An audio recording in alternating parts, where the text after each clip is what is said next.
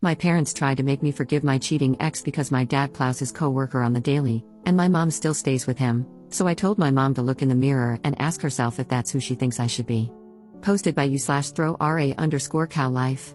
So, I, 27F, was supposed to be married in July, but 2 months ago, I came home from a work trip to find my ex-fiancé in bed with my best friend's sister. I kicked him out, canceled the wedding, and warned him that I would get rid of his stuff if he didn't come to get it. Weeks later, I dumped everything on the curb with a free sign, sold, donated, or dumped everything he had given me and pawned the ring. I blocked him everywhere. I called the cops on him when he showed up, after I gave his stuff away, banging on my door, called them again when he turned up at my workplace and made a scene, and called him on his family when they showed up en masse to plead his case. I didn't go scorched earth on my ex-best friend's sister, but I did tell her husband that I caught her in bed with my ex. Last I heard, she had been kicked out of the house and was back living with her parents. My ex-best friend tried to talk me into giving them both a chance to explain, excuse me, then got angry at me for ruining her sister's relationship and called me petty and cold-hearted. So, I kicked her to the curb too. I don't want dishonest people who are blasé about betrayal in my life. This encounter no doubt simmered under my skin until I unleashed on my parents. Maybe that's why, because it lingered, I was so harsh with them. Last week, I met my parents for dinner. I brought a date with me to the restaurant, hoping his presence would prevent any discussion about my failed engagement. My parents have been pressuring me to work things out with my ex. He's so sorry. I owe it to him to talk to him, to give him 5 minutes to explain himself. She meant nothing to him, he made a mistake. I'm cruel for shutting him out the way I have. How could I call the police on him? How could I do the same to his family? His parents are good people. They didn't deserve to be humiliated like that. He's having a rough time, he's depressed, and everyone is worried about him. He loves me, really loves me. He's learned his lesson. It's time to grow up and forgive him. No, my date's presence didn't stop them from bringing it all up again. I lost my cool. I asked my father if he expected me to give my ex a pass every time he sticks his thing into anything that moves, like he does. I asked my mother how turning a blind eye to her husband's infidelity works for her. How does she hold her head up while having lunch with women who have slept with her husband for years? Is that the kind of man, the kind of life, she wants for me and my sister? For her daughters? I asked if they had any idea of the impact that knowledge had on me and my siblings growing up, knowing that dad was late home from work because he was screwing his secretary, knowing work weekend was code for a dirty weekend with a woman who wasn't our mother. Did they not know why, out of their 4 children, I am the only one who still talks to them? Do they not question why they were not invited to my brother's weddings? Why they have never met either of my brother's wives and children? Do they think my sister's silence is because she's being dramatic and throwing a tantrum? Really? I stood up from the table, congratulated them on the loss of their last remaining child, and told them I hoped their arrogance, willful blindness, and misery would comfort them in their final breaths. Then I left. My date, I should have saved him for a proper occasion rather than using him as an FU to my parents, took me to the nearest bar, let me cry on his shoulder while I proceeded to get wasted, then made sure I got home safely. The next day, he messaged me to see if I was alive and sent a double cheeseburger, large fries, and a large soda over to my apartment. I didn't block my parents, but I haven't heard from them. It's been a week, and I've calmed down enough to feel regret, not for what I said, but because I can picture the looks on their faces when I made my final farewell. I crushed them, hurt them, especially my mother. Despite their faults, and there are many, I love my parents. I don't like knowing I hurt them. I'm feeling a lot of guilt about it. Was I wrong here? Edit. I have yet to read all the comments, but from what I've seen so far, I think some details need to be cleared up. My date knew we were going to have dinner with my parents. He asked me out that morning. I told him my plans for the evening and jokingly asked if he wanted to come along. I didn't expect him to say yes. I then informed him I wasn't serious and that it would probably be a little uncomfortable, and he replied that if needed, he could post bail. So, there you go. He did not enter that restaurant unaware of potential drama. Edit.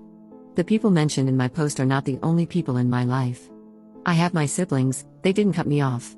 My sister flew in to be with me just days after I discovered the cheating. And I have good friends. Friends who helped me pack up my ex's things and helped me move it all down to the curb. One friend found me a guy who paid a fair price for the engagement ring.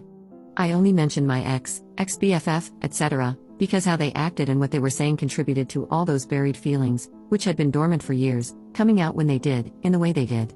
Commenter. Not the jerk, so many people are saying, be the bigger person, but that's just straight up BS. They want you to turn a blind eye to betrayal, but no, some of us find that to be a complete deal breaker. I'm with you 100%, cut them all out of your life because what's more important is your mental well-being, not giving closure or forgiveness to those who hurt you. As for your parents, they made their choices, and now they have to live with the consequences of their crappy actions. Ops response: I could maybe be the bigger person if he got me a burrito instead of the taco I wanted. But cheating on me in my apartment, in my bed? Screw off and take your filthy bum out with the other piece of trash. Update 6 months later. It's been a hot minute since I was here last. Life has been busy, work has been busy, and updating Reddit wasn't on my mind. Apologies to all those who continue to send messages asking for an update. I figure better late than never. Where to start? First, a thank you to all who replied to my post. I tried to read every comment, and though I didn't post for the validation most of you gave, receiving it did lighten the load a little bit. It didn't take away the guilt I carried, but I was able to work through that and see that, although my timing was off, what I said was absolutely necessary. Thank you, too, to those who sent me private messages rather than posting on the main thread. Reading your own stories of a similar upbringing and conversing with you has helped me understand that my childhood and teen years were traumatic and left wounds I'd never addressed until all this came about. One more shout out to those who sent harassing messages about my choices. To the people who preached about the sanctity of marriage and how men are basic creatures with basic needs. To those who tried to school me on how to be a woman who needs to learn to do her duty by allowing a man his vices and claimed it was all my fault for not supporting my ex in his time of need. Special shout out to the men who offered to teach me how to be submissive and learn my place in this world. And last but not least, to the sweet little chicken nugget who said my reaction was proof that I'm a serial cheater and my ex should have used a cattle prod on my happy place. It must have been tough for all of you when your women left. Big props to those ladies for escaping a life of misery with you. Now for what has happened since. My mother left my father not long after my post, maybe a couple of weeks later. She showed up at my apartment one night with her luggage. I can't explain how broken and pitiful she was. I brought her inside, held her, and my heart broke for her. I realized then that she had no one to turn to, absolutely no one. No family, no friends. I can't help but wonder if she had been alone for all the years of her marriage, and if one of my siblings or I had said something sooner, would she have found the courage to leave my father then? I had never seen my mother, usually so dignified and unruffled, look so broken. It shocked me to see her that way. I was so worried that I made her sleep in my bed with me. I called my siblings, and within days, they all came to show support and love. Soon it was me, my mother, and my sister sleeping in my bed. It was good for her to see that her children still cared. Because we did care, we did love her. It was the situation that my siblings had distanced themselves from. At first, my mother stayed with me. She was having a hard time, years of humiliation, shame, and guilt ate at her. I was worried about her state of mind and didn't like leaving her alone. I couldn't take time off work to be with her every second of the day, so I took her to the shelter, and we got her a dog. My thinking was that if she had something to take care of, it would distract her from dark thoughts. I was hoping for a puppy because they're playful and would keep her busy, but she fell in love with a 5-year-old mixed breed, and he fell right back. He's a goof. We don't know how it happened, but we woke up one night to him howling because he had somehow wedged his head between the spindles on the stairs. His whole head. We had to call the fire department to rescue him. Of course, my mother didn't think he was at fault, and she now refers to him as her baby. He adores my mother, though. My oldest brother rearranged some things and moved her across the country to live with him and his family. He thought she would do better if there was no chance of her running into dad or one of his many women. He found her a therapist, and that seems to be helping. She's loving being a grandmother, and by all reports, she's an indulgent one. She has a separate in-law suite, so she gets to see the grandkids every day. My brother tells me that when the kids go missing, they can now be found at grandma's. My dad is, well, my dad. He doesn't lack for company. Not long after my mother moved across the country, I had dinner with him where he introduced me to the new woman in his life. I reminded them both that I knew exactly who she was, considering she had called my mother her best friend for my entire life. Cue another awkward dinner.